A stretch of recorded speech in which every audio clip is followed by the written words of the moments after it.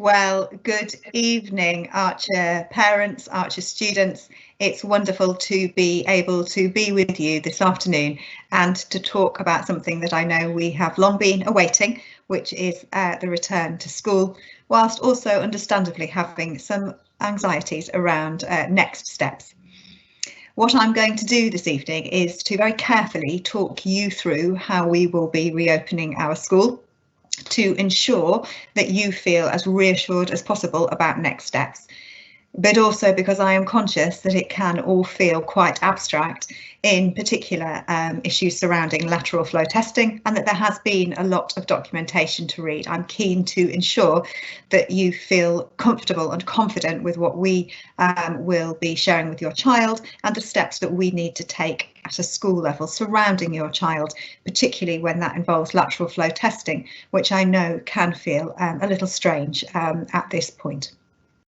Now, this evening, I am delighted to be joined by Miss Marnie, Mr. Latter, Mr. Gillow, Miss Martin, and also Miss Ogbasa-Lacey and Miss Alcock. So all of those colleagues are here this evening. I'm going to go through a series of slides, first of all, in a very kind of step-by-step way, because there is a lot of information to take on board. What I would ask you to do, parents, is to use the Q&A function on your screens to submit any comments or any questions that you have as I go through the information. Then, once I have done that, we will have the time to answer those questions. But I'm also hoping that you can help me a little bit, because I have no doubt that there may be some repetition in some of those questions, and that might help me to put together a kind of frequently asked questions document for parents and young people as we prepare to return to school. So please know that those questions are helpful now in terms of me providing reassurance and additional detail, but also helpful more broadly for our whole school community to ensure that we have got everything right and that you have got access to all of the information that you need at this stage. So what I'm going to do now is to move across to my slides. But I think the chief thing that I would ask all of you to hold on to this evening is that we know that if young people feel safe, and if they love what they're doing, that they will learn and they will thrive. And it's, for me, those key characteristics that are particularly important as we prepare to bring them back to school. So please do hold on to those factors this afternoon. Chiefly, our young people know their school community, and we will be working around existing routines to support their confidence, but also hopefully yours. So I'm going to hand over to my slides, which should just be coming up now.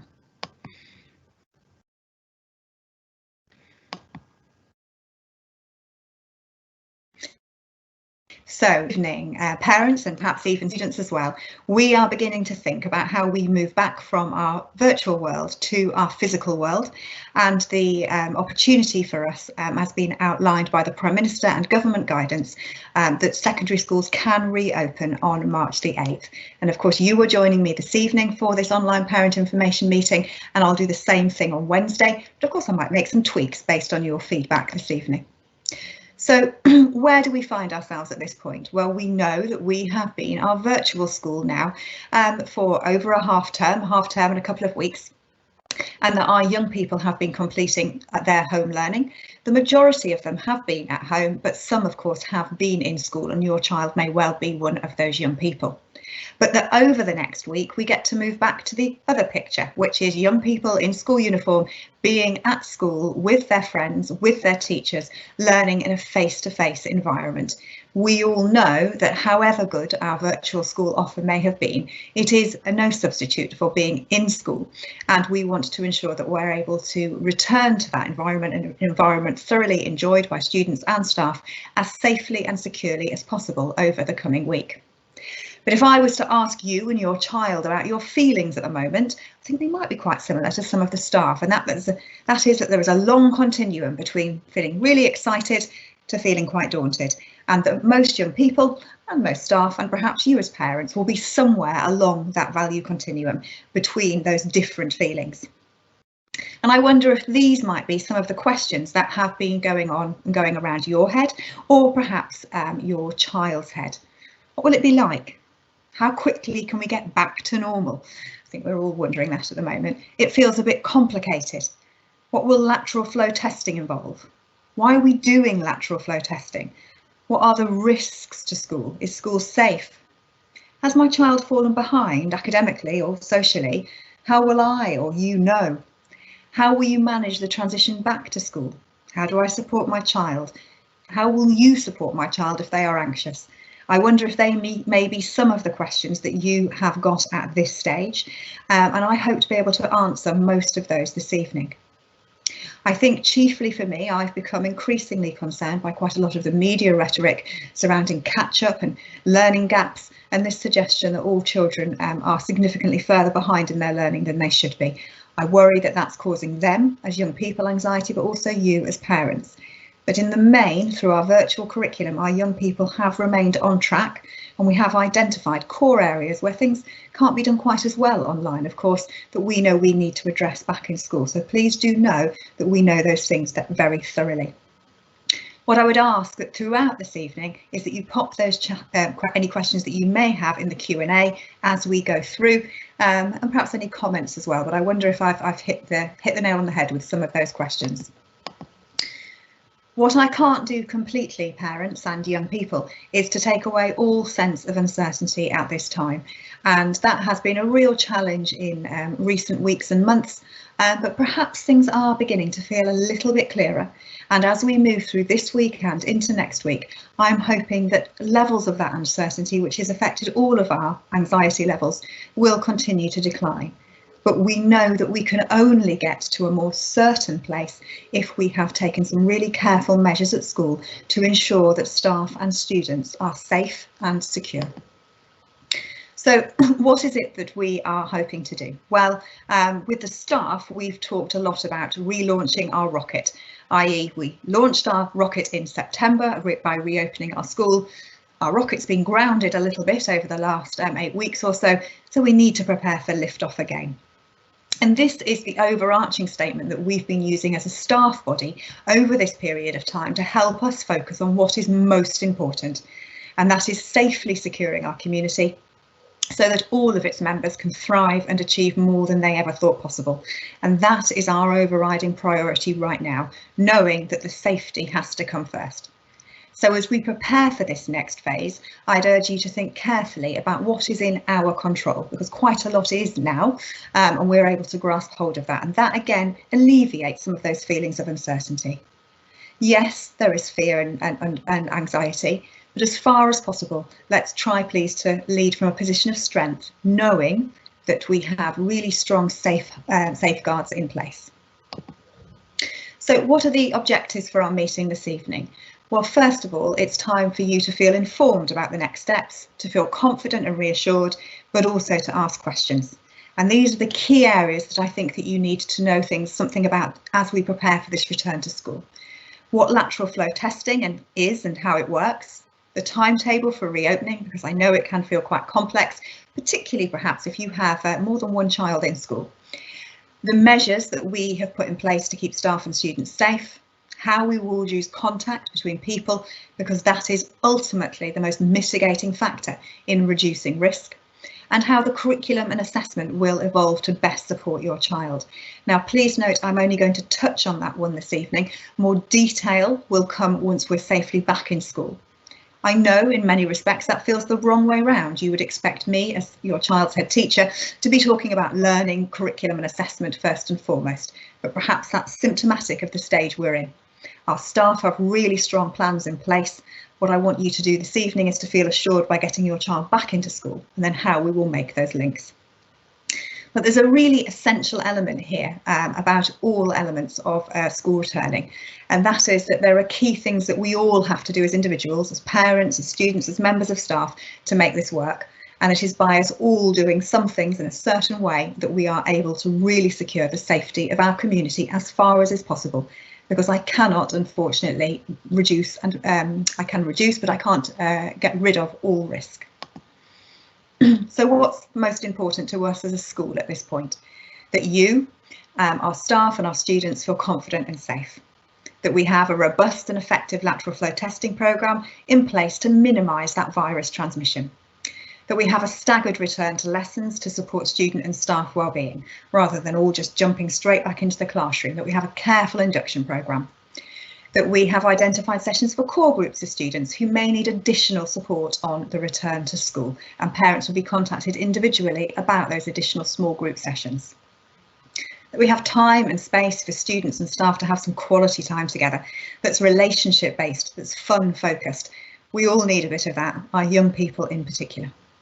That we have a full taught timetable in operation swiftly, that concentrates on subject specialism to protect that curriculum time, and that we are minimising any lost curriculum time over the next week and a day as far as we possibly can. And I hope you can see that we have taken every step to do that.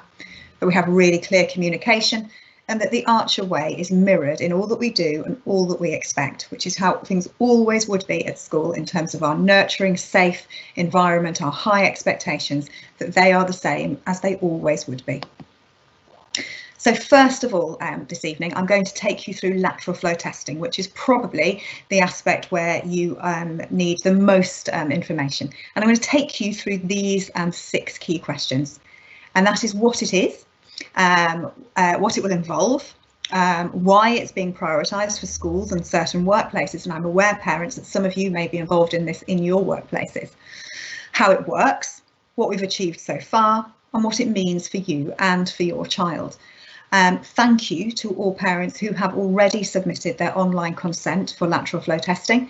I'm aware, quite rightly, that a number of parents have waited until the presentation, either today or on Wednesday. That's very sensible, but I am hopeful that the majority of our community will feel able to take part in this programme so that we can maximise the benefits of reducing transmission within our community. However, throughout this, there are, of course, some challenges and complexities attached to lateral flow testing. Challenges initially are chiefly surrounding the logistics. It's a large operation to put together. But there are also some underlying complexities in relation to the effectiveness of these tests, and in relation to how much pressure it is perhaps putting on young people and families. And please know that I'm very aware of that and shall touch on that this afternoon. So first of all, what is lateral flow testing? Well, lateral flow tests are also known as rapid diagnostic tests, and they offer a means of quickly testing for the particular virus and the virus that causes COVID-19. Typically, they then deliver a result in between 15 to 30 minutes. And parents may be familiar with home pregnancy tests. They work in a similar way to that, and you can see the diagram on the bottom of the screen. Except that in this case, of course, we would not be looking for hormones and we would not be testing urine. Instead, in this case, we are testing substance or material that's found in a person's nose or throat, because we're looking for particular viral proteins.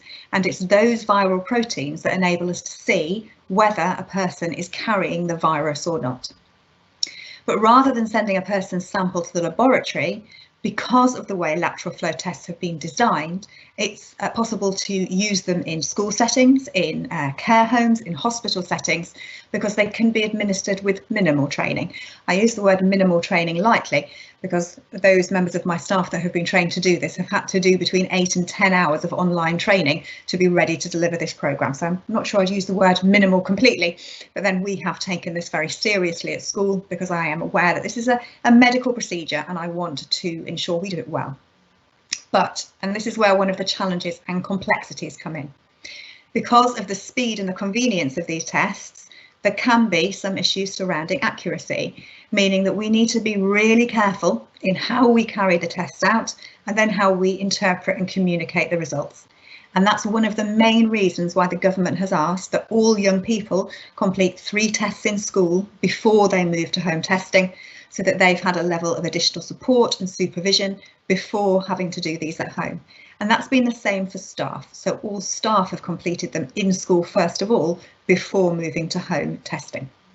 Chiefly and ultimately, lateral flow testing is there as a mechanism to identify asymptomatic people and to reduce the transmission of the infection. And that is really what we want to be able to capitalise on. So what will it involve for our school? Well, twice weekly testing for all members of staff has already been ongoing, and that will be completed by this Friday.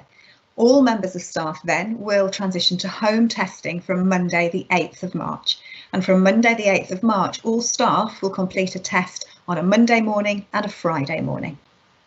Mass testing for students on their return to school begins from the 8th of March, and 3 tests will be spread across 3 to 5 days.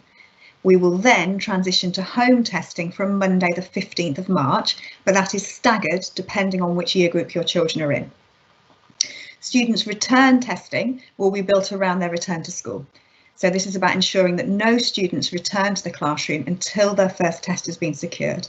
And chiefly what we want to secure there is that young people have the time and space to feel comfortable doing these tests, because they are a strange thing to do and I can't make them pleasant, but also that we are then reducing contact between young people, because one of the things we most want to minimise is the amount of contact tracing that needs to happen and then self-isolation, because we know how difficult that was in the second half of the autumn term. And as far as possible, we want all young people in school. Now, currently, daily contact tracing for people who've been in close contact with a positive person has been paused. And you may remember back in December, over Christmas and early January, there was a suggestion that we would move at a national level to contact tracing and the use of lateral flow testing. But because of concerns about accuracy, the government has decided to pause on that element of the programme. So therefore, we will have to complete internal test and trace procedures as we did last term. So that's another reason for us doing this programme really carefully, so that we can minimise that as much as possible. Now, if a person tests negative, they can go about their normal duties, responsibilities, lessons. But if a person tests positive, they must self-isolate for 10 days in line with government guidance, and all close contacts must be identified. Now that includes the household as well as the child. Now, when a test has been completed in school, a subsequent PCR test is not required, because it's considered to have been done in a supervised environment. But when a test is completed at home, a subsequent PCR test is required, because that has been done without supervision. Just a reminder that a PCR test is the main COVID test, and that is different to a lateral flow test, which is just picking up the viral load in terms of whether a person is carrying the symptoms or not. Regardless, if a person gets a positive lateral flow test, they should self-isolate until they receive the results and then review dependent on the outcome. And we would ask that if that is the case, that parents communicate really clearly with school so that we know where a young person is and that we can best support your child and your family. So what will it involve for our school? We have staggered mass testing across 6 school days to ensure that students have the space and support to become confident in self-administering the test. We want to have as many valid test results as possible. And we recognise that young people may find this difficult initially. Some staff have found it difficult as well, which is a strange thing to do to oneself. To ensure time and space for induction back into school and additional support for some students. So just as we would have in September at the start of the new academic year, we want to ensure that there is a proper induction period with form tutors where we can ensure that we're exploring wellbeing, we're looking at ways to support our wellbeing, we're reviewing rules and routines so that we're all confident on expectations before we go back into a classroom environment. And then finally, to protect curriculum time and minimise the impact on learning. I want children to be learning as soon as possible, as soon as it's safe, as soon as it's appropriate, and that we haven't got too much disruption there. Now, this involves a year group by group timetable to ensure a safe and secure testing environment so that we can run the whole school around our testing programme. You should have had a copy of that timetable on Friday, but you may have received more than one depending on whether you've got more than one child in the school. I appreciate that it is logistically quite complicated, but I would urge you to look carefully at the table that was included to help you support your child at home. And all heads of year will go through that in assemblies with young people this week and provide them with a booklet as well. Ultimately, all students will be in school by Wednesday the 10th of March, which is something that we're particularly looking forward to. There will, of course, however, to make this work, then be some late starts for year 8 and year 9 from Thursday the 11th until Monday the 15th. And that's to enable safe testing, to further reduce virus transmission and the need for students to self-isolate. to ensure we can make the whole thing work together. And those late starts are indicated on the timetable. So why is it being prioritised in schools and workplaces? Well, ultimately, it's to ensure that they're safe as far as is possible. As I said, we can't get rid of risk altogether, and that they can stay open. And as we know, that is a priority for the government, but it is also our priority. We want our school to stay open. Children should be in school, teachers should be in school. That's where we want to be. That we reduce the transmission of the virus. They're also relatively safe and quick and easy to administer, and also relatively inexpensive from a central government perspective, which is essential when you consider just how many of them are going to be used over the course of the next few weeks. But also they do promote an ongoing self-awareness about the virus and the preventative steps that we all need to take to reduce its spread. We all become very conscious of COVID-19 when we're regularly taking these lateral flow tests. And I hope in itself that that is a supportive mechanism as we proceed out of lockdown. So how does it work? Ultimately, it's designed to analyse various bodily fluids, but in the case of COVID-19, it's chiefly looking to test material that's collected from the back of someone's nose and the back of someone's throat. What you have to do is take a swab and swab, first of all, your tonsils, and you have to swab really deeply into your tonsils, and chiefly if it feels uncomfortable, then you're doing it right. Then you have to take the swab and place it into each nostril, and you have to keep it there for several seconds, turning it 3 times in each nostril, and you need to push it as far as you can until you feel some resistance back. Again, if it feels uncomfortable, you're doing it right. And we know that many of our children will be reluctant to do that. It's not a natural thing to do, but that is why they will be supported in doing their first tests. Then, when you've taken the swab of your tonsils and your nostrils, you put the swab into a tube of liquid, and that sample of this liquid is then deposited onto a small pad that's contained within the testing kit. The liquid is drawn along the pad in a sort of capillary action until it encounters a strip coated in antibodies, which are specific to proteins, also known as antigens. And this is where we're able to identify the COVID virus. Now, to be clear, when we are at school, children will only have to do the swabbing element, that is swabbing their tonsils and swabbing their nostrils. They will then give the swab to a member of staff who will do the next bit for them in terms of the liquid and using the strip. When we move to home testing, it's that element that will need to be done at home as well. Now, if the viral proteins are present, this will show up as a coloured line. And it's that coloured line which will lead us to indicate whether somebody is positive or whether someone is negative. You can, of course, get a void result, and we are expecting some of that, particularly in our first tests, as perhaps children are reluctant to swab properly the first time around, and therefore we will have to redo the tests at that stage. And that's another reason having built in some time over the first 2 days of testing. So you can see here this diagram that you will have had with the letter that I sent out last week requiring your consent for this process. And what this diagram does is it quite carefully explains what you need to do in terms of how long you need to hold the swab on your tonsils, but then on your nostrils as well. There's also a link at the bottom of this slide, and I shall share these slides with you after this meeting, which shows a video from Durham University of students completing the lateral flow testing programme. And you may find it useful to show that video to your child to help them understand what it is they're going to have to do. But we are also making a video at school, and Mr. Carter is bringing that together for me, and we will be able to share that with the students in assembly. And the reason we're making that video is that we will do the testing in our own testing centre in school. I'm going to show you the photographs of that testing centre shortly, but anything that I think can help this feel a little bit more real will, I think, help our young people. Now, the point 9 is not relevant to in-school testing because we will do all of the uploading to the NHS portal.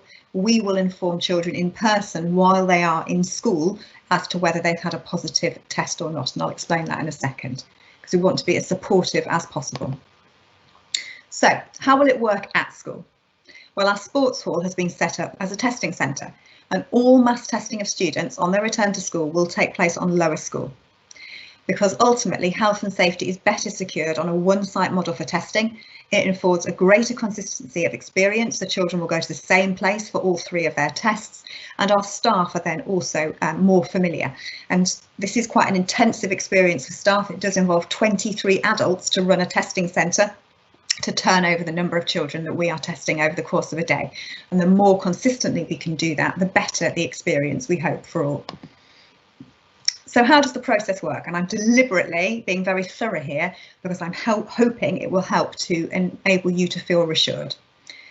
So what do students need to do? Well, they will arrive at their allocated time slot by half year group. And it's really important that they arrive 15 minutes before that time slot as indicated on the timeline, but not before or not after.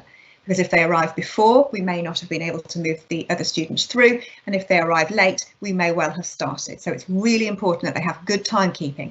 And as a school community, we got so much better at that last term anyway. That was a benefit of some of our COVID routines. They should go directly to the playground, and they will be asked to line up in either tutor groups or lesson order, depending on when they're having their test. We must ensure that we have 2 metre distancing throughout this lineup process so that we reduce the need to have to ask any other young people or staff members to self-isolate based on being a close contact of someone who may test positive during this testing process. So that is really important. We know the young people may find that hard the first time they see their friends after such a long time. So please, if we could talk about that at home, that would be appreciated. They will be met by their teachers and registered. That will either be their subject teacher that they would be having at that time or their form tutor. They will need to put on their face covering, and then they will be directed in small groups to the sports hall. They will sign in at the reception desk and be issued with an NHS card that has a barcode on it. And they will, at the same time, they will be given a tray with their equipment in it. And the tray includes their swab that we've just talked about that they need to use on their tonsils and their nostrils, and a small plastic container that they will then need to put their swab into. They will be directed to a testing booth, and I'm going to show you photographs of all of this in a moment. And when they get to their testing booth, this is a private space with a screen around it. There is an instruction sheet on the table, and it will tell them first of all to blow their nose, and then to sanitize their hands so that this is as sterile environment as possible and there is no additional material left in the nostrils. They will then need to complete their test using the mirror that is provided. It is self-administered, but they will be supervised by a member of staff, and they can have as much or as little supervision as they feel they need, or we feel they need, or you feel they need. They will then need to clean their desk, chair and mirror using the wipes that are provided on the desk, and to sanitize their hands. They should then stand up and wait to be called to the assessment booth, which is directly in front of them, and then take their sample to the assessment booth and give it to the member of staff who is standing there. That member of staff will be wearing full PPE. They will then be directed out of the sports hall and onto the AstroTurf, and they will need to wait 30 minutes for the results to be assessed. And we will ask for them to wait on the left-hand side of the AstroTurf. Again, very importantly, maintaining 2 metre distancing so that we don't have any transmission of the virus potentially between people, although we are deliberately keeping them outside at this point. And they will be supervised by their teachers during that time. So once we've processed those results, what does it mean? If it's a positive result, and we're hoping that there will be really very few of these, particularly initially, owing to the fact that people have been in lockdown. But any student who receives a positive result will be taken to one side as privately as possible. We do not want to be calling names out here, and then we will contact you. Students will need to return home as swiftly as possible and will need to self-isolate for 10 days alongside family members, and close contacts will need to be traced. Ideally, at this point, students would be collected by a parent because they may be feeling quite overwhelmed or quite anxious, and we would want to look after them, but we need to be able to do this quite quickly. They may walk home independently if you give us the permission there. But the DfE and public health are very clear that public transport cannot be used. I'm sure you can understand why in terms of virus transmission. If it is completely impossible for you to come and collect them or for them to walk home, we will, as a last resort, put additional measures in place if we need to. But as far as possible, we would ask for your support here to best support your child at what may be a slightly unsettling time. If it is a negative result, and of course we hope particularly initially this will be the majority of the case, the majority of the time, Then students will be able to go home independently following their first test, but then return to lessons in school following their second and their third test. Following the first test, they must go directly home because their lessons will be delivered remotely or virtually. So the teachers will be waiting for them at the other end of the computer, and so it's essential that they do that.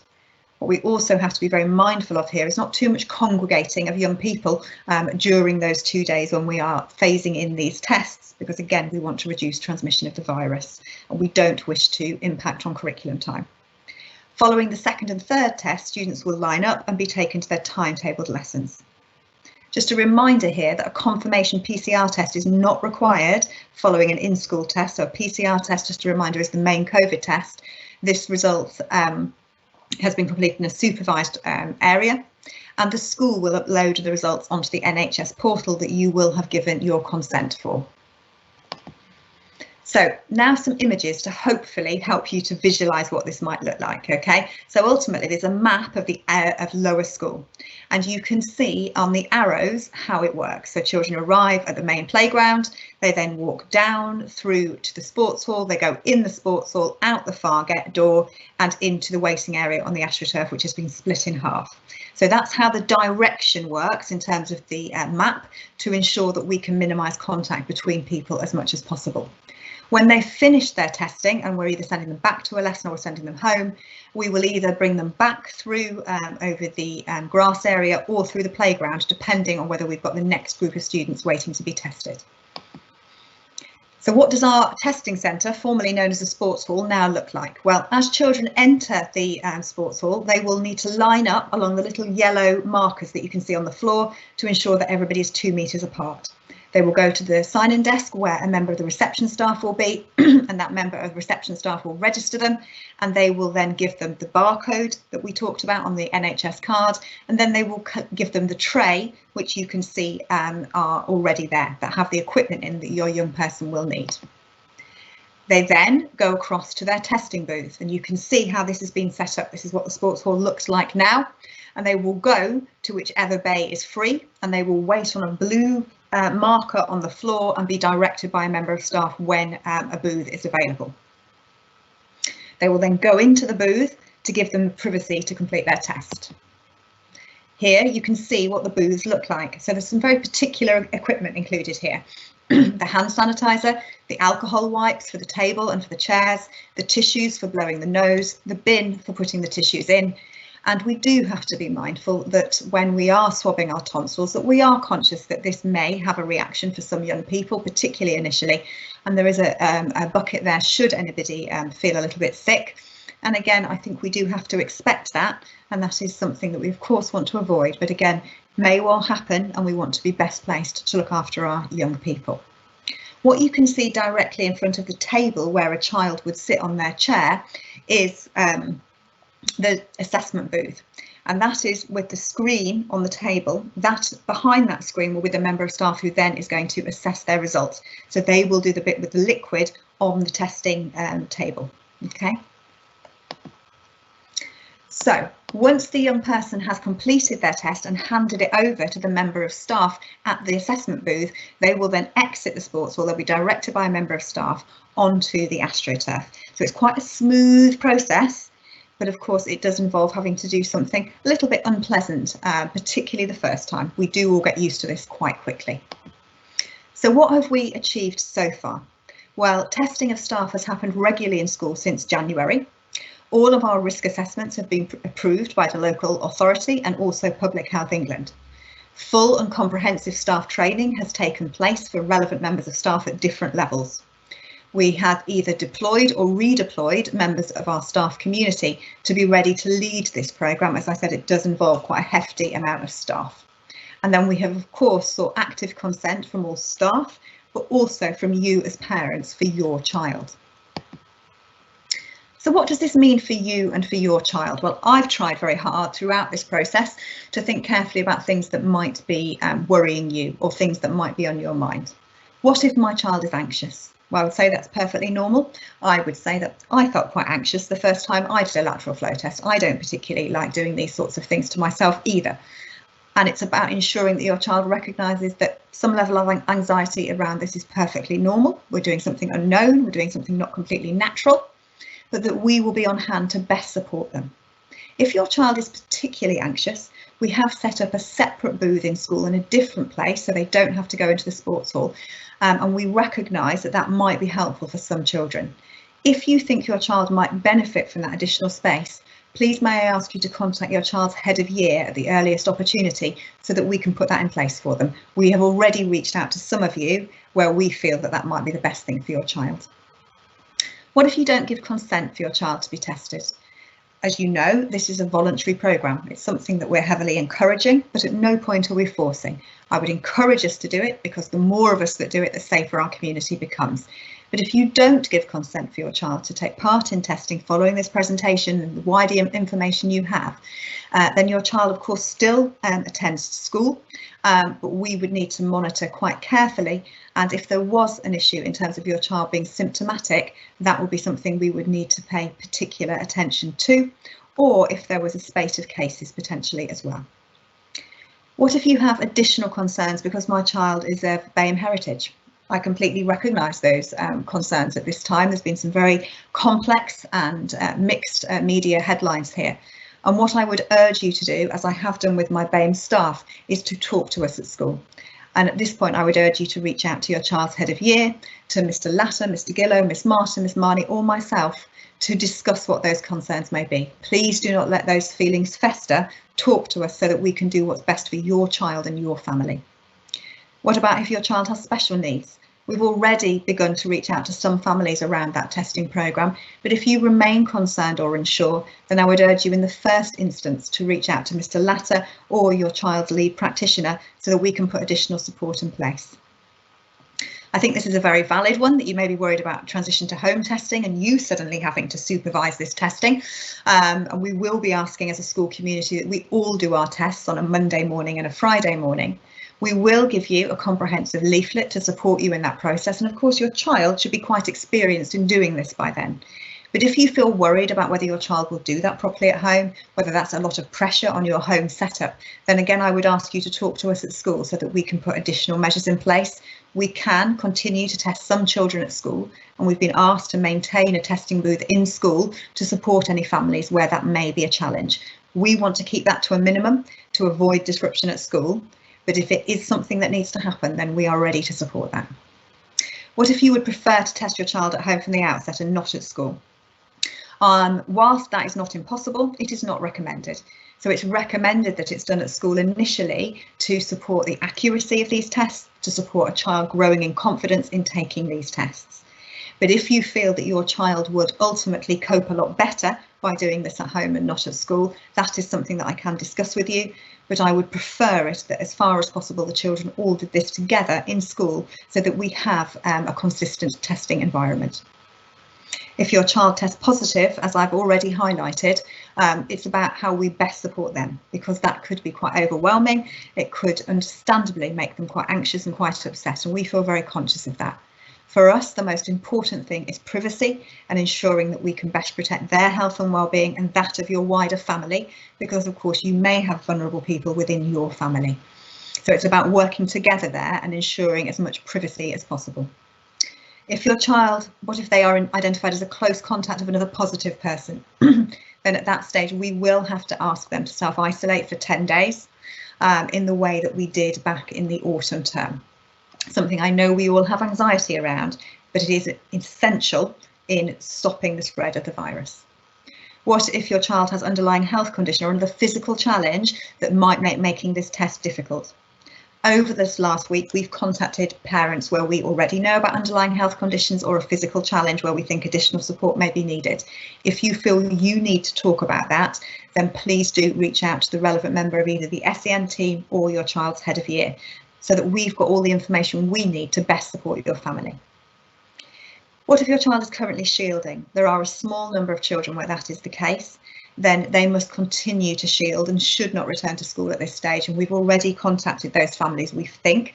But if you feel we need to talk to you about that, please do get in touch with us. But they will need to continue to work from home until at least the end of the shielding date, which is closer to Easter.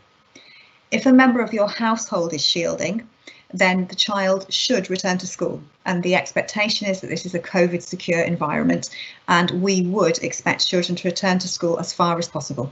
However, I am mindful that that may be a point of anxiety for families, and I completely respect that, and I would urge you to talk to us so that we can put appropriate measures in place to protect your child's education, their time at school, but also your family members as well.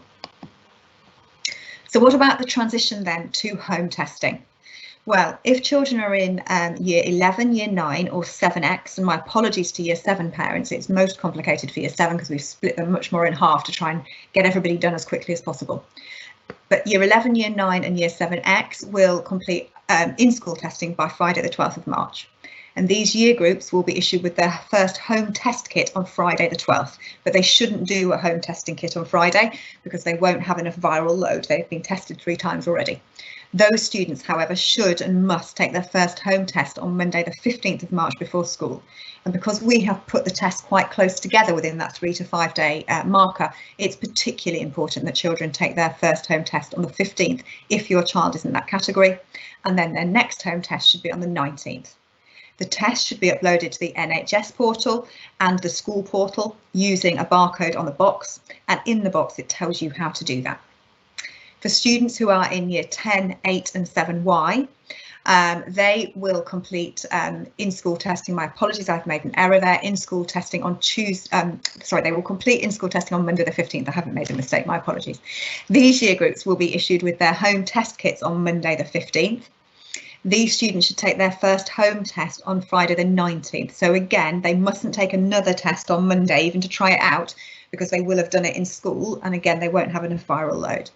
But their second home test should then be taken on Monday the 22nd of March, and chiefly as a whole school community, we're going to say that we as staff and students will all do home tests on Monday and Friday mornings.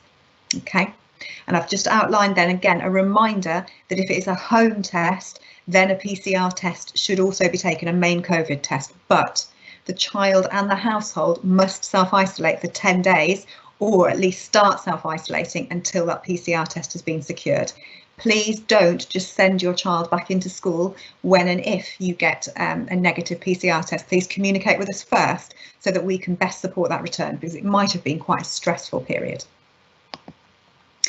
In terms of transitioning to the home testing, all students will be given a hard copy of this booklet, and it's inside their testing kit that they will be given after their third test. It includes the information about how to upload the test onto the NHS portal. I shall also include an electronic copy of this booklet with the newsletter on Friday, but I'm very conscious that the hard copy is actually probably more helpful at this stage.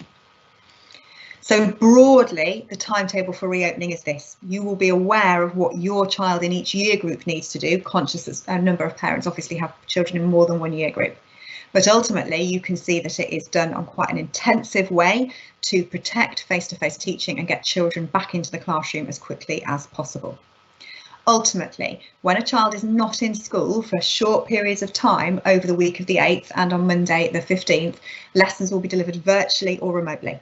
In most cases, they will be delivered virtually, but in some small cases, they will be delivered remotely. Chiefly, that will be if your child is taught by a member of the senior leadership team or a head of year, because they will be involved in the testing process. Aside from that, we haven't used teaching staff deliberately to protect the curriculum. So it's important that your child is familiar and ready to do that very blended model over the next sort of 6 days from Monday of learning in school and at home. If your child is in year 8 and year 9 and has a late start, so they're coming in at break time, we will do a virtual lesson 1, but there then won't be a lesson 2 to give them time to get into school. Okay, so please do check that timetable carefully. So let's then move into part 2. This is looking at the measures that we've put in place to keep staff and students safe, because lateral flow testing is not the only thing that is going to keep our community safe, and we know that our overriding priority is to keep everybody safe and to enable us to learn and to be at school together. So our risk assessment has now been updated to reflect the new guidance, and in fact I shall take that risk assessment to governors after this meeting this evening. It then has to be submitted to the local authority and to Public Health England. All of the autumn term routines remain the same, and I wrote this in letters last week, but chiefly the staggered arrivals, dismissals, staggered break time, lunch times, zoned areas, year group bubbles, cleaning of desks, wearing of masks in communal areas. All of those things remain exactly the same, and I'm hoping that familiarity will build confidence in our students. You may remember back in September that I issued you with a small guidance booklet that outlined all of those routines. We're currently in the process of just tweaking that, ready for reopening, and I shall share that with you as parents. We also have a student version, and that will be shared later this week by the heads of year. But there are very small amendments, which is good because that will support confidence. But what are the key difference in terms of the updated guidance? Well, of course, lateral flow testing. Then, of course, it is about wearing a face mask in the classroom, and I shall talk about that more in just a moment because that is a bit of a change, which comes at me with a little bit of concern and anxiety, as well as seeing the positives. And I'm sure parents, you're probably somewhere in the middle as well. We have been asked this time around to try and promote social distancing where we can within year group bubbles. So we will be talking much more to young people about trying to keep their distance from one another in a way that we haven't so much before. And then additional measures have been put in place in PE, design and technology, and creative and performing arts. These are not specifically related to government guidance, but because we found that it was in those subject areas that we had the most contact between young people that led to self-isolation. So we've put some additional measures in place there to try and protect the learning environment, whilst also not minimising these subject specialisms, which no doubt the children are most looking forward to.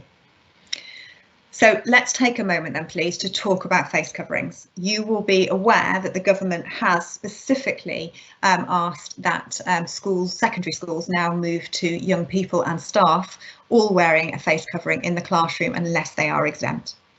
And if a person is exempt, a badge is to be worn, and we're going to issue young people with those badges to avoid conversations where they feel anxious. Now, that is due to be reviewed by the government at Easter, so we are ultimately looking at a kind of 3.5 week period here. But we need to approach this very carefully because this is ultimately our young people wearing a face mask for 2-hour blocks at a time, and that we know could feel quite overwhelming for our teachers as well. So how will we make this work? Because we do feel it's important to honour this guidance and to take every step as a school community to keep everybody safe. Ultimately, it's about talking to our students and also to our staff about steps that they can take to make this work. And that's about understanding why it's important and the impact it can have. We will introduce mask breaks to give young people the opportunity to take a deep breath of fresh air and to get some relaxation around their skin, and we will organise when we do that. There will be identified points where young people should take their mask off or put it back on again so that we can all do that consistently and not have to nag one another or get fed up with it.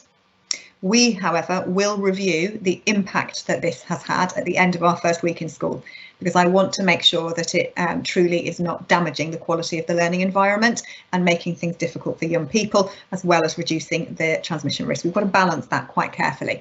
So we will review at the end of week 1 and then update our risk assessments as required. What's going to be key here, of course, is mask hygiene, because a face mask will not protect anybody from the virus if they're not clean. So it's going to be really important that we keep revisiting mask hygiene with young people. And ultimately, I would say, please, parents, if young people can have a set of face masks on them at all times rather than just one, and a clean face mask needs to be worn on different days to reduce them covering their faces with something that could be getting a bit grubby, because of course that will affect their skin and other things as well. I said right at the beginning that the most important thing is about minimising contact between people. That is what we know ultimately reduces the transmission of the virus. So we have reviewed all of our classroom layouts. It's not possible for me to sit children 2 metres apart and have full classrooms in place, but we've taken every step that we can to spread out the classrooms as much as possible. We have put some additional things in place, such as floor markings, to try and promote teacher-staff distancing from young people in the classroom and in the corridors, and markings on the floor and those sorts of things, just to help all of us, because we can very quickly not put that into practice. We won't have any physical assemblies until at least Easter. They will continue online, again, to reduce the amount of contact between people. One of the things that we're looking at particularly here is how do we support our young people in feeling that they can take all of this information on board and they can own it and they can feel good about it. We felt very aware as teachers, and I did particularly as your child's head teacher, that we became very instructional in the autumn term. We tried everything we could to avoid it, but we did become very instructional. And what we want is to help our young people to own the things that they need to do to keep the community safe, to feel good about doing that, and to have the support they might need if they find it difficult. So we will be introducing our community pledge to help our young people positively move into this period of time. That will, of course, come with sanctions if we don't follow things properly, because ultimately, if we don't follow things properly, we put our community at risk, and that leads to the virus spreading. That leads to young people and staff having to self-isolate, and that's what we want to avoid. So we've got to be really careful here that we are all trying to do the right thing to reduce the spread of the virus. We will, of course, have to put sanctions in place if young people can't do those things once they've been supported initially. And I would ask parents for your full support here, because what happens if we don't all do these things is that that could lead to the virus continuing to spread. So let's take a moment then as we draw to the end of my element of presentation this evening. I'm aware there's an awful lot of information, but I hope you feel you've got access to it all, is to touch on the curriculum and assessment. Ultimately, the most important thing that a school does, but we've got to get you all of the children back in school safely first. Now, you will remember that on the 8th of February, children had a remote learning day and they didn't have virtual lessons. And that is because heads of department and subject staff were fully evaluating the curriculum. And they did that over the course of the day, completing something called a self-evaluation form. And that means that we have a really thorough idea of where each subject is at in terms of things that have gone really well and things that need further focus. We've then updated all of our curriculum and assessment maps. Now, this Wednesday, we will have another day of remote learning, and I shall update all parents on that tomorrow, where teachers will continue with the replanning, particularly now that we know students are coming into school on Monday, so that we don't have to take any time away from young people being in school, that our curriculum is ready to meet the needs of face-to-face teaching once again. Your child should expect regular and ongoing low stakes testing as they settle back into the classroom. So quizzes, competitions, small assessment opportunities. We won't be giving them a barrage of tests when they walk back into the classroom. We want them to settle in, we want them to enjoy being back at school. Then we will introduce more formal assessment in line with the curriculum map later in the term. What will be important is how we bridge the link between online learning and in-school learning, because the young people have done some superb learning over the last 8 weeks or so, and we must ensure that we're linking the work done at home to the work done in school. Homework will begin in line with the timetable from the 8th of March. It will be steadily for the majority of the school, but not for students in year 10 and 11, where that will start immediately in line with the timetable because it needs to. What are our priorities from our subject-based assessment? Well, chiefly, it's that skill-based learning is important. It's often been easier and better to do more knowledge and content-based learning remotely than it has been to do skills. So we want a real focus on skills. Interactive activities and the opportunity for students to work with one another, distancing, of course, in place and with their teacher. Time for fun and creativity. And then careful assessment once students have settled back into routines and they feel safe and secure. What happens if your child needs to self-isolate? And I can't take this away altogether. I would very much like to. We want to avoid this at all costs. But if your child does need to self-isolate, then remote learning will be set via Microsoft Teams to ensure that the curriculum remains on track. Lessons will be streamed home from the classroom as appropriate and possible, depending on the subject. There'll be regular check-ins with the head of year and the tutor, and then a return to school meeting with the head of year or tutor. As I said, we wish to avoid this at all costs, but if your child has been a close contact, we have a responsibility to support self-isolation. So what will happen after the initial return to school? Well, we must continue to review ongoing government guidance because we don't know what the expectations will be after the Easter holiday at this stage. We may, of course, be required to do more mass testing. We don't know. A lot of that, of course, will be related to the national picture in terms of the infection rate. We are keen to start our lower school enrichment programme in the summer term. That's something we haven't been able to do so far. Year 11 students and year 10 students have had some enrichment, not full, but we're really keen to get that going. Wider school-based experiences as well, whether that's author workshops, guest speakers. Again, in time, we're desperate to do those things. A careful assessment timeline, opportunity for performances, usually the highlight of Archer life. Time for reward and celebration experiences and sports clubs. The one thing we're being told quite clearly not to plan for at the moment is school trips. that those continue to not be advised by schools. Of course, we would usually do a lot of trips in the summer term, but at this stage we're not having any planning for school trips in the summer term, and we will follow guidance there. But I do need to be clear with all families that we may have to make some changes to the summer term calendar, particularly around internal exams, to support the requirements for Year 11 GCSE assessment. So if you're a Year 11 parent here with me this evening, I will do an additional session just on GCSE assessment next week, following the publication of that guidance last Thursday. But we will have to make some broader changes to school life to ensure that we can complete that work to the very best possible standard to secure outcomes for Year 11. So what's essential then in terms of next steps? Well, it's essential that your child or any member of your household, if they have symptoms, that you do not send your child to school. And I must be really clear here that that includes a household member. One of our biggest problems in terms of virus transmission in the autumn term was a member of the household having symptoms and still sending the child to school. Please don't do that, but do inform the school so that we know the position and we can set remote work. So keep us really updated, please, of any change in your family circumstances, particularly surrounding shielding or health conditions. Review the timetable carefully. As I've said, I know it's complicated. We want to ensure everybody's best placed. Complete the consent for lateral flow testing if you feel comfortable to do that. And I would ask that as far as possible, we do that so that we can keep our community safe. That you prepare for home testing.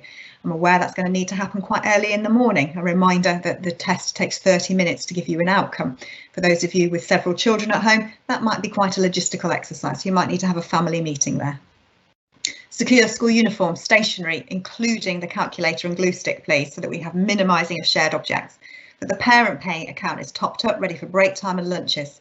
The lunch card has been found. If you can't find the lunch card, don't worry, we will get that sorted at school, but please do try and find it. We'd ask, please, that children carry their own hand sanitizer and that they have sets of face masks on them to support face mask hygiene. That you review what exercise books are kept at home, any notes that are kept at home, so that we can bridge that link between home learning and school. We are not expecting them to have printed off all the work they did at home. That would not be sensible, but there may be core bits of work that teachers need children to bring into school. But ultimately, above all of that logistics, I would want to be really clear that there is so much to look forward to here. I've so missed the time with your children, the rhythms of school life. School is a wonderful place to be. We thoroughly enjoy it. We thoroughly enjoy being with your young people. But we will firmly hold your child's hand and yours to make sure that we can do everything possible to keep them safe.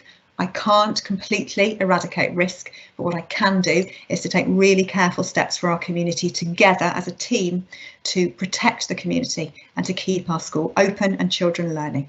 Because as I said at the beginning, if they feel safe and they love what they do, then we know that they will thrive. So ladies and gentlemen, that's my significant input for you this evening. I think that might be giving you a sense of the operation ahead of us. What I'm going to do now is to hand over to Mr. Gillow, and he is going to share some of the questions that you have put into the chat, and then either I will answer those questions or I will hand over to a member of my team. But additionally, if you want that question to be targeted at a particular colleague, for example, Mr. Latter, then please do put that into your question. So, Mr. Gillow, the first question, please. Yeah, good evening, ladies and gentlemen. The first question is one more about homework, and it's just whether or not there will be a return to using Show My Homework, or will it all continue through MS Teams?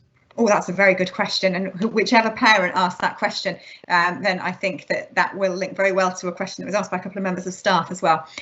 Initially, we will return to all homework being set on Show My Homework, because that is what children are familiar with, and we should ensure that we're really clear about that. So to be clear, all homework will be set on Microsoft Teams, on Show My Homework. However, from the autumn term, we are considering making a full school move to Microsoft Teams, but we think that that might just be a bit disruptive in the short term when children are used to Show My Homework. So to be clear, homework all on Show My Homework from Monday the 8th. And thank you, parent, for whoever answered that question. Mr. Gillow. OK, next one is just about the lateral flow testing for staff. Just a question whether or not it's optional for staff, or is that compulsory? So as it is with children, it is a voluntary process for staff. I've done considerable training with our staff, and I'm delighted to share with our parent community that we are best placed to have a very safe staff community where our staff are being regularly laterally flow tested. That's obviously involved really careful work in the staff community, but I think it also reflects just how committed the teachers and the staff are to your child and the school community. Okay, thank you. The next question is just about the wearing of the face mask. Are there any times where they won't be needing to wear the face mask indoors? I think you've referenced breaks and things, but perhaps around food, perhaps. Yeah, so when children are in the dining room, they won't have to wear their face mask, and we will have a point where they take them off. Also, we won't ask that face masks are worn during any kind of physical PE lessons or during any dance or drama lessons, okay, because it just won't be impactful on learning. But as I said, I am approaching this development to our school cautiously. I believe that it does have benefits to it, and anything that reduces transmission of the virus is to be advocated. However, we need to see how it feels for our children and our staff, and whether it has any negative impacts on teaching and learning in the classroom.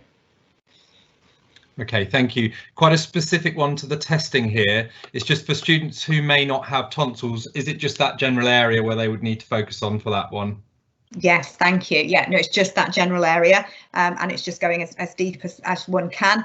And as I said, if it feels uncomfortable and you feel a bit ugh, then you have probably done it right. Agreed.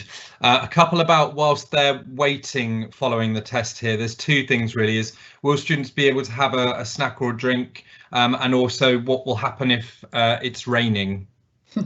So in terms of having a snack and a drink, yes, that's appropriate at the time of day that happens. And I'm aware that, for example, a couple of parents have asked me this. They said their child may not want to have breakfast before they come to school because they feel a bit uncomfortable about having the test, and then they want to have a snack as soon as they've had it. That's absolutely fine. So a child should bring a drink and snack in line with usual school expectations. Yeah. We're a bit worried about the rain, parents, and that's why my many mentions of wearing a coat in the instructions that I gave out on Friday. We will need to keep that under review, but we are, I'm afraid, travelling in some hope here, because we know that the virus is reduced in transmission if we keep young people outside rather than bringing them into the school environment. If we need to, we will use the dining room and spread out the young people, but we would like to try and avoid that. So we're travelling in some hope here. Warm coats, etc., coats with a hood, umbrella, but we want to try and avoid bringing them into the building if we possibly can. Okay, and I think alongside that there was a question about perhaps bringing a book, and I think that would also be a sensible suggestion to keep them occupied. So the next thing is, do the children have to wear their school uniform during testing? Yes, so we've deliberately asked that the children wear their school uniform when they come in for their first test on either the Monday or Tuesday, and that's chiefly to get them into the habit of wearing it, to find it again before having to return to school the following day, just to get into the habit of putting it on and feeling ready to come to school. So we are fully in school uniform from Monday onwards, and hopefully that will be a good opportunity to make sure that everything is found, that everything still fits, and that we've got all of the bits and pieces that we need to be back at school. Okay, there's a couple of questions about follow-up tests. So how do families then use a follow-up PCR test if it's needed to be arranged? And then the second part to that has come just about false positives, and what about that having a huge impact on the rest of the family? Yeah, and I would say parents that that's something that I'm worried about. In terms of the PCR test, as far as possible, you should book to go for a PCR test in line with how people have done up until this point. And I regularly share the details of how to book a COVID test in Barnet.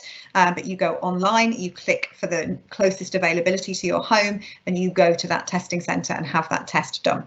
We do have a small number of PCR tests in school, but as far as possible, we will prefer you to go to the testing centre rather than to complete that PCR test at home, just because it adds to the validity of the situation. But I will put the details of how to book a COVID test again in the newsletter this Friday. In terms of the impact on the whole family, with a false positive in particular, I'm very conscious of that, and I think that's why the role of that PCR test when the test has been completed at home is particularly important. But of course, we've got to remember first and foremost that we all have a responsibility to reduce the transmission of the virus, and that's why we have to self-isolate. But the PCR test should enable us to have an additional level of confidence after the lateral flow test has been completed. Thank you. The next one is just as a small concern about the morning on the Monday and the Friday being the time to do the test because of the rush in the mornings. And is there any possibility of them being able to do that the evening before? The most reliable results on a lateral flow test are delivered in the mornings, but it's also about how that's then a protective factor for the school community. So that is why it is recommended that the lateral flow tests happen in the morning, but also to reduce the mixing of people who may well then be positive. So again, by doing it in the morning, that reduces the implications of somebody who may well be positive coming into school. So we're going to try for this Monday and Friday morning kind of community-based approach, because we feel that that's the most protective factor, and that's how we've tried to review all of these things. I am aware that that could make life a bit of a rush in the morning, and that there may need to be a few sort of family negotiations there, but I would ask that we stick to that as much as possible to create that additional barrier of support. Okay, thank you. The next question I completely understand, but it's just how can the school be a COVID secure environment if testing is not enforced and there may be asymptomatic or untested students at school? And that's a real challenge, and parent, thank you for raising that question. Our risk assessment is what has to come into operation there, and the fact that of course we do know those children that have not been tested, and we hope that that will be as minimal as possible, though of course there are reasons why it's not appropriate for every child. We've got to do everything that we can to maintain the hygiene, to maintain the social distancing, and to help our young people and our staff to make good decisions for themselves and others. But as I said, I can't get rid of risk altogether. All I can do is try and minimise it as far as possible. But the voluntary element of this testing does pose that challenge, and has posed that challenge through our risk assessment as well. Thank you. Just one about if a child does test positive or is identified as a close contact, how will their lessons work following that period of time? So those children will learn remotely from home on Microsoft Teams, as we did in the autumn term. That work will be set remotely for them to work through their lessons. And as is appropriate and possible, we will stream lessons home from the classroom with the teachers teaching in the classroom and streaming home to children at home. That's not possible all of the time, and in fact it's not wholly always the best thing as well in terms of children keeping on top of their learning, but as is appropriate we will ensure that that's coupled with the remote learning. But if your child needs to self-isolate, you are given quite careful guidance on how to do that. Okay, thank you. And the next question is just about students who've been in school now, e.g. key workers. From the week beginning the 8th, will they be in school or will they be at home? No, so from the week beginning the 8th, our sort of in-school provision stops completely, because we will be having children in school. So we have already communicated that to families, but we'll revisit that this week. That does mean that children would only be at home on the course of the Monday or the Tuesday, and they'll be coming in and out for their testing. But it is very difficult for us to manage a mass testing programme and the starting of curriculum lessons for Year 11 and Year 9 on the Tuesday, whilst also running that bespoke school model, where of course we need to have distancing and separate year group bubbles. Thank you. Then there's a question that's been asked about if a child's been laterally tested and they are negative, why are we then insisting that masks are worn for an entire day? You know, the mask hygiene obviously is impossible to ensure. And that is all related to further mitigating risk, and I completely understand that those things can feel a tension with each other, but ultimately, as one parent has already highlighted, there will be some members of our community who have not been tested, a small number I hope, but also within that the symptoms might not have been picked up. Lateral flow tests, as we know, are not 100% accurate, however much they provide a benefit, and so the tests and the hygiene and the masks are all an additional factor to try and keep people safe should the proteins not have been picked up. Okay, thank you. Slightly more light-hearted one is when do we think the clubs might start up again? Good question. As soon as is possible. OK, we are keen to do that as soon as possible. I know Miss Alcock is with me this evening, but we need to get through this first wave of testing first of all, in terms of then thinking about sports clubs starting, and then we're really keen. I can see Miss Alcock is waving her hands at me in delight. OK, but we want to start those things as soon as possible. I'm quite sure that one of the main reasons why you chose the Archer Academy for your child is because of our extensive enrichment and extracurricular programme. We put huge weight on that. We know how important it is, and we know our children and our staff have missed it. So as soon as we think we can do it well, and that's what's pivotal here, we don't want to do anything that puts the risk of the virus spreading at a greater level. I've got to think about my staff and what they can do well as well. So give us just a little bit of time, but I'm talking just a couple of weeks, and then we would be keen to start first of all with our sports and our extracurricular, and then, as I said, trying to get ready to have a full enrichment programme in the summer term. Okay, thank you. If a parent has been advised to self-isolate as a contact to a positive test, does positive testing person, does your child also need to isolate? So no, unless you become symptomatic. So if the individual has to self-isolate at that point, the rest of the family unit doesn't have to unless you become symptomatic. OK, so that again is just worth bearing in mind as we move forwards. OK, thank you. A couple of questions here that are quite specific. If a child becomes upset and refuses to be tested, what will our process be then? So for us, and that is something we're conscious of, this is a very strange thing to have to do. We feel first and foremost, and one of the reasons we've staffed this so heavily is to give that child privacy, to enable them to complete that test in a private room. That's another reason why we spread the first test out without the children then having to go into lessons, to give them a little bit more space. If we feel that child really can't do that test, we are not going to force them in that moment. We will actively encourage, and we will then talk to you. Once we feel we've done everything we can to make that feel like a safe and supported environment, we will then talk to you about next steps. But for me, I think it's chiefly about privacy, it's about support, and it's about it feeling like an OK thing to do, and knowing that you will feel better once you've done it the first time around. It just gets easier. I completely agree. Next question is just around children and how they will have their meals during the day. Is there any changes there, or will that continue as normal? No, that continues as normal. So we will have full break service and full lunch service from Tuesday. We've got a wonderful new menu that will be on the website later on this week. And I would encourage you to get the parent pay topped up so that they can enjoy break and lunches, and to reduce the amount of time you're having to spend as parents feeding your children, because I've no doubt that you've got a bit sick of that. So please, the dining room is fully open, and please do make good use of it. Okay, thank you. Next one's about uniform. Just moving forward, how strict is this all going to be in terms of things like trousers being outgrown in year 11 and those sorts of things? OK, as far as possible, because it is only March, we would like our children to be in full school uniform, and we do have quite a lot of uniform in school that we're happy to share with children and to make available to parents, because I'm conscious that it's kind of a midpoint in the year and getting more uniform can feel frustrating. But however, you of course would be doing that if we had been in school throughout this period of time. So we would ask, please, that we honour those uniform expectations, because it is only March. We were quite relaxed about that for children when they were in year 10 last summer, because it was the last few weeks of the summer term. That was appropriate, but it is now March, and so I would ask that, please, if we could honour our uniform expectations so that we're best placed for success and best placed for school being the environment of high expectations that it usually is. Thank you. What about ventilations? Just on about classrooms being ventilated in the dining room. What are our plans to secure that?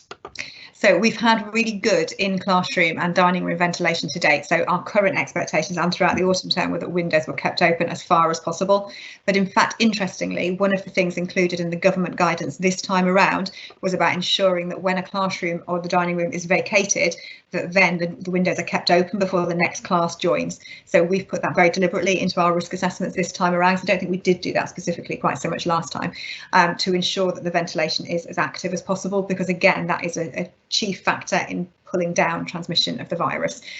So we're keen and hopeful that it will continue to be a bit warmer for our young people. I know they found it a bit frustrating sitting in colder classrooms, but we will of course be supportive of that.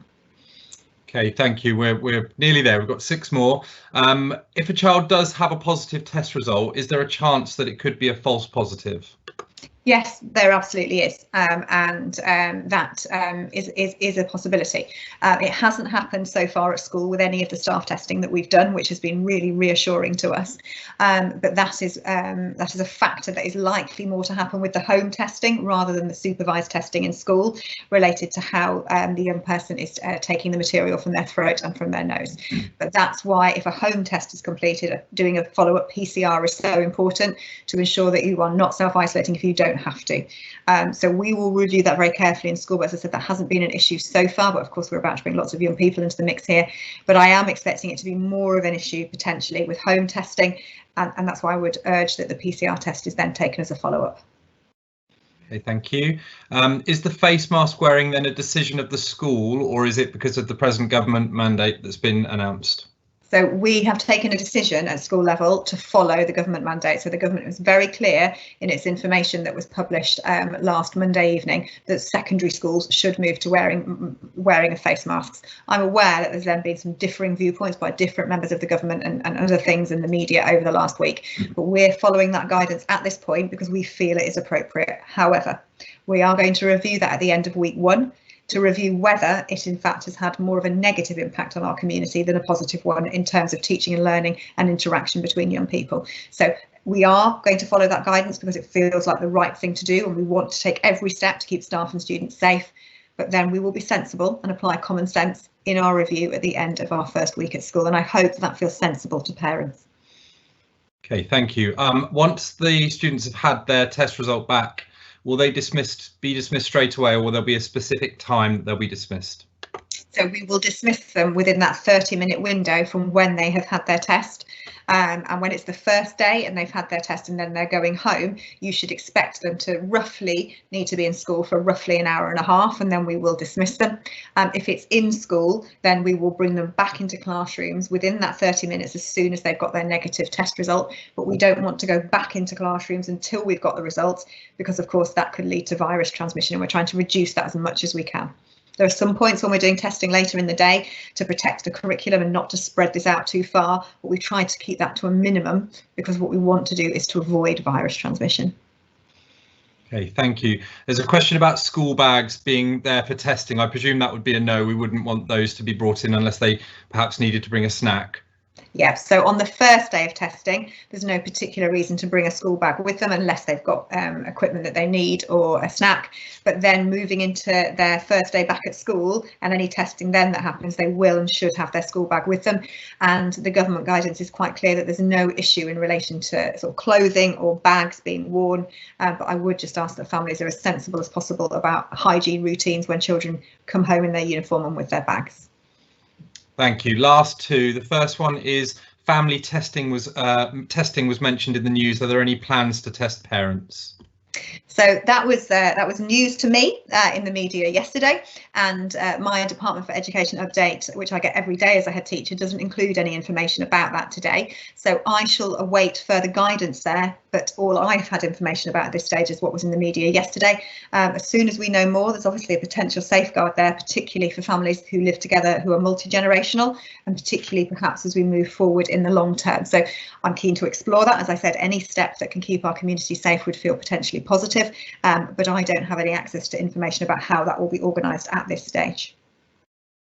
And last but not least, and thank you very much, parents, and if there are any more questions, I'm sure we will collate this as a Q&A as well. But there's been a suggestion, can parents do anything to volunteer to help with the logistics of flow testing or getting back to school?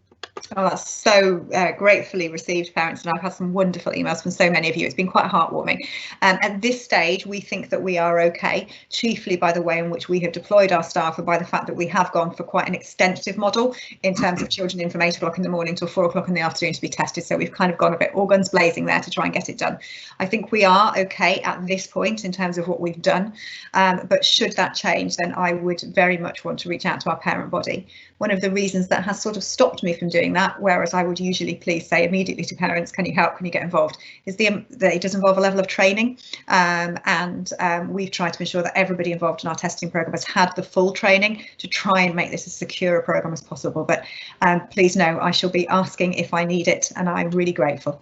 The most important thing I need from you as wonderful Archer parents is to look after your child, to help them to feel as confident and excited about coming back to school as possible, to help them understand about lateral flow testing and why it's a good thing, even though it's a bit weird. That for me is the most important thing that you can do for me right now, so that we can have our beautiful school back to normal. Okay, Mrs. Harrison, I believe that is the last question. There's some lovely comments coming through, but I'll hand back to you to finish off. Thank you so much, Mr. Gillow, and I've kept you a little bit longer at Parents, but I hope it's been helpful. I did just wonder, Mr. Latter, was there anything particularly that you thought might be useful to say in terms of sharing with parents of children who might have special educational needs?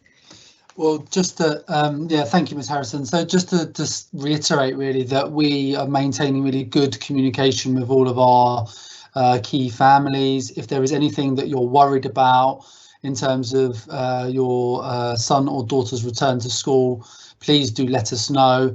I personally have had a number of conversations with families just talking through the logistics. One in particular has been around questions regarding anxiety, worry about the lateral flow testing. I think you've already dealt with that, Ms. Harrison, in this presentation, but I would just say that we will have extra staff available to support any student who's finding it hard or is worried or nervous.